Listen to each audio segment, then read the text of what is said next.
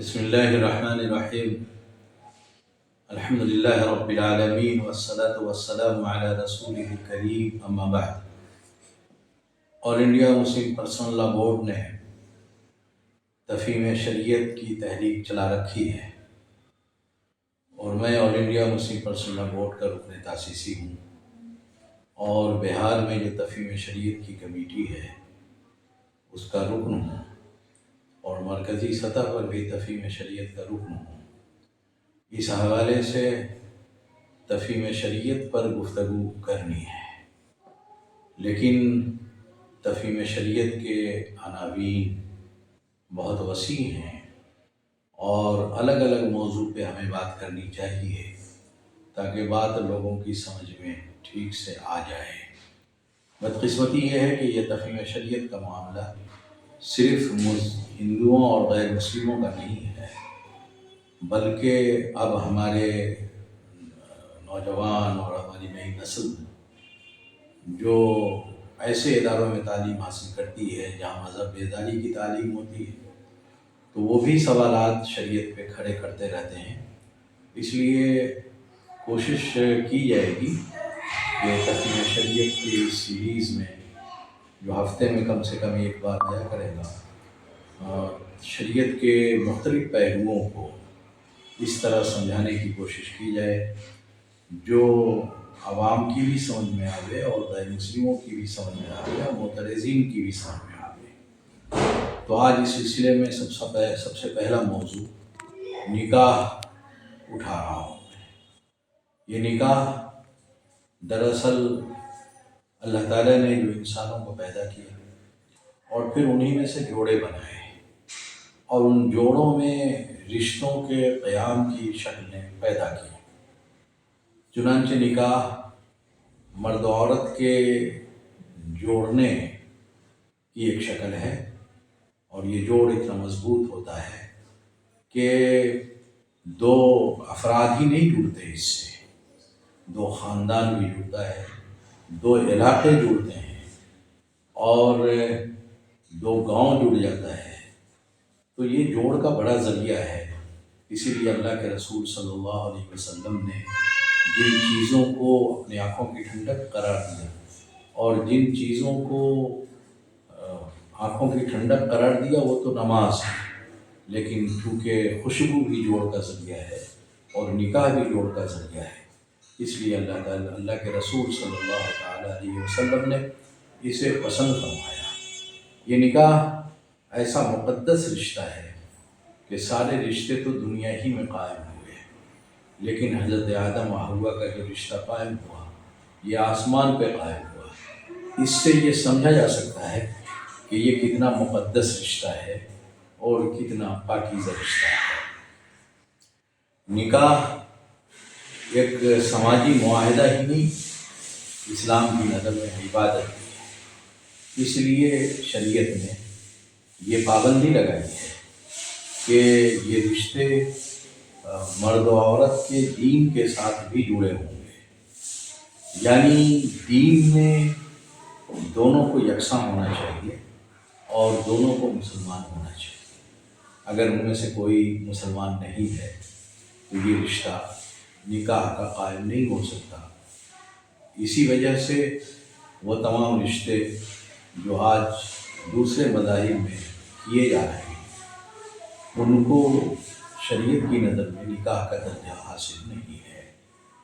تو کوشش ہی نہیں بلکہ نکاح میں ضروری ہے کہ دین کو دیکھا جائے، اور اللہ تعالیٰ نے وضاحت کر دی ہے کہ جو دین سے دور لوگ ہیں، جو اللہ کے ساتھ مشرک اور مشرکات ہیں، جو اللہ تعالیٰ کے ساتھ شرک کرتے ہیں، اللہ تعالیٰ کہتے ہیں کہ ان سے نکاح نہیں ہو سکتا۔ نکاح کی عمر کیا ہو اس پر بھی غور کرنا چاہیے، اس پر بھی بڑے سوالات اٹھتے رہتے ہیں۔ نکاح ایک جسمانی ضرورت بھی ہے اور جنسی ضرورت بھی ہے۔ تو نکاح کے لیے شریعت نے یہ قید نہیں لگائی کہ وہ بڑی عمر کی بچی ہوں، بڑی عمر کے بچے ہوں۔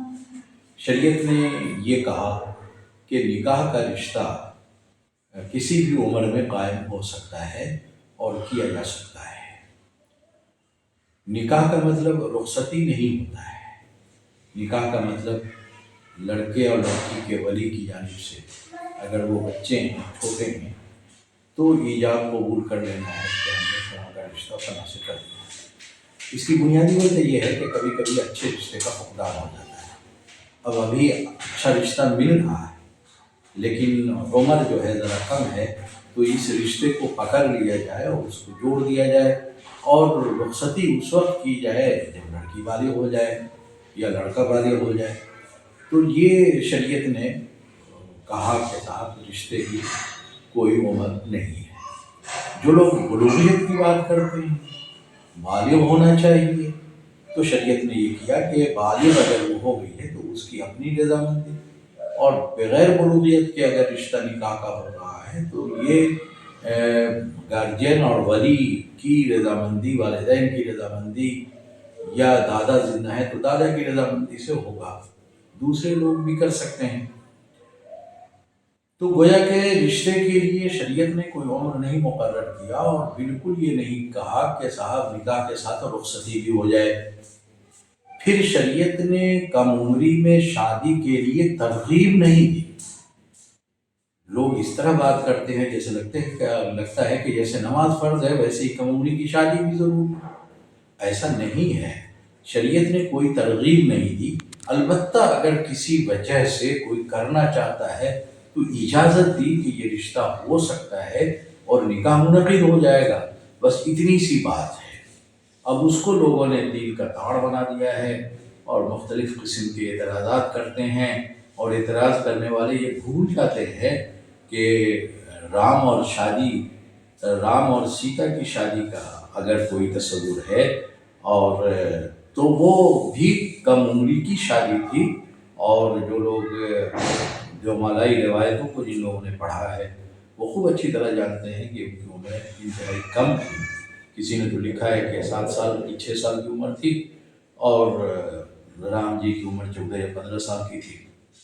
बहरकैफ तो छोटी उम्र में शादी करना की तरगीब नहीं है, वो ज़रूरत है इंसान की कि अगर ऐसा हो सकता है, बाप मर रहा है, दादा चले जा रहे हैं और उनको ये एहसास है कि इस बच्ची की शादी में दर्द बीमारी हो सकती है मेरे जाने के बाद, तो वो एक रिश्ता करके इत्मीनान के साथ दुनिया से रुखसत हों। ये ज़्यादा बेहतर है कि आदमी इस कर्म के साथ दुनिया से रुखसत हो जाए कि हम अपनी बच्ची को किसके साथ छोड़ के जा रहे हैं।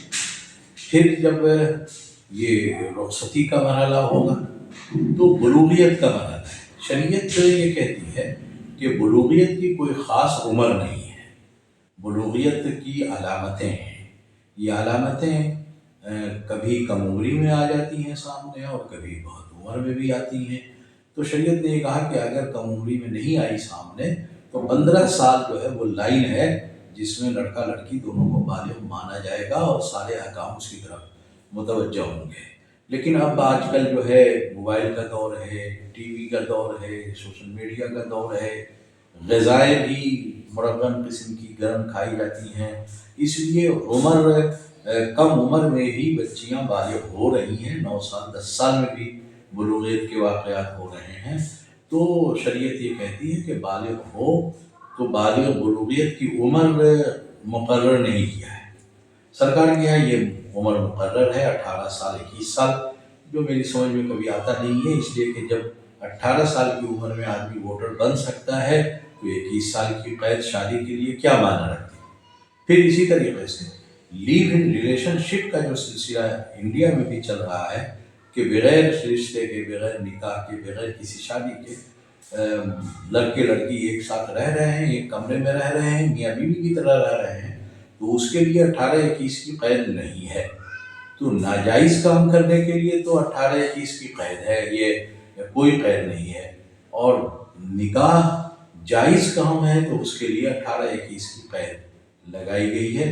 बहरकैफ ये सरकारी मामला है, कानून का मामला है, हम इस पर कोई तबसरा नहीं करना चाहते, लेकिन हम शरीयत की जो तालीम है उसके बारे में बताना चाहते हैं कि शरीयत लिव इन रिलेशनशिप को बिल्कुल नाजायज़ और हराम और ज़िना करार देती है, और उसके लिए सरकार के यहाँ कोई मुतय्यन عمر نہیں ہے کہ صاحب یہ عمر ہونی چاہیے. ہمارے یہاں جو ہے اس میں پابندی لگائی جاتی ہے، اور بلکہ اب تو یہ چل رہا ہے کہ 18 سال جو لڑکی کی عمر کو رکھا گیا ہے اس کو 22 سال کر دیا جائے. جب لڑکی بالغ ہو جائے اور اس کی جنسی خواہشات اس کے پاس پیدا ہو جائیں تو رشتہ جلدی کر دینا چاہیے. حدیث میں فرمایا گیا کہ اگر یہ رشتہ جلدی نہیں ہوگا تو فساد عریض، بڑے فساد پھیلیں گے. تو جو رشتہ معقول آ جائے اس کو جو ہے فوری پکڑ لینا چاہیے اور کر دینا چاہیے، تاکہ دنیا میں جو جنسی فحاشی اور بگاڑ پیدا ہو گیا ہے اس سے بچا جا سکے. یہ بڑا نقصان ہے بنسبت اس کے کہ بالغ ہونے کے بعد دیر تک 18 اور 21 کا انتظار کیا جائے. اس لیے کہ جو ماحول بن گیا ہے، جو سماج ہمارا بن گیا ہے، اس میں جو معاملات ہو رہے ہیں فحاشی کے، یاشی کے، لڑکیوں کے اغوا کرنے کے، لڑکیوں کے ساتھ ریپ کرنے کے اور دوسرے معاملات، وہ سب جو ہے اگر شادیاں عمر پر ہو جائیں اور ٹھیک ٹھاک سے ہو جائیں تو ہم سمجھتے ہیں کہ یہ معاملات کمیں گے، اور ختم تو نہیں ہو پائیں گے بالکل، لیکن اس میں کمی ضرور آئے گی. ایک اور سوال جو بہت اٹھایا جاتا ہے تفہیم شریعت کے اوپر کے نکاح میں کفو کی بات کی ہے. اسلام میں مساوات ہے تو یہ کفو کے کیا معنی ہیں اور کفو کا کیا مطلب ہوتا ہے؟ یہ جو ذات برادری وغیرہ وغیرہ دیکھی جاتی ہے اس کا کیا معاملہ ہے؟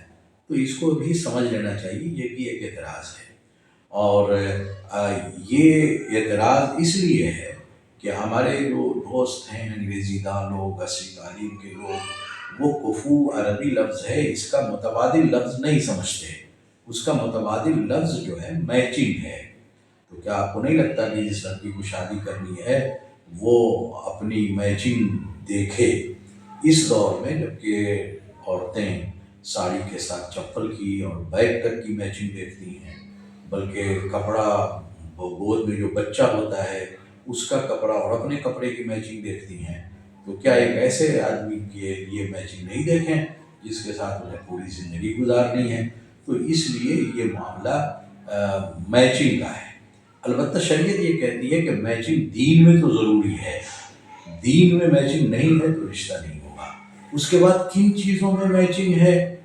جن چیزوں میں میچنگ آپ کو دیکھنا چاہیں آپ دیکھ لیجئے، اس کے لیے کوئی بندھا ٹکا اصول نہیں ہے. ایسا ہو سکتا ہے کہ آپ کو دوسری جگہ غیر برادری میں میچنگ نظر آئے، آپ کر لیجئے، شریعت منع نہیں کرتی اس کو. لیکن کیونکہ دوسری جگہوں شادی کرنے سے ایک تو میچنگ انہوں نے دیکھ لیا، لیکن سماجی اسٹیٹس اگر ادھر ادھر ہے تو گارجین کو بھی شریعت نے حق دیا کہ وہ جو ہے اس پر دارومدار جا سکتا ہے، اور پھر جیسے ہی اس کو خبر ملے اس کے فسخ نکاح کی کوشش بھی کر سکتا ہے.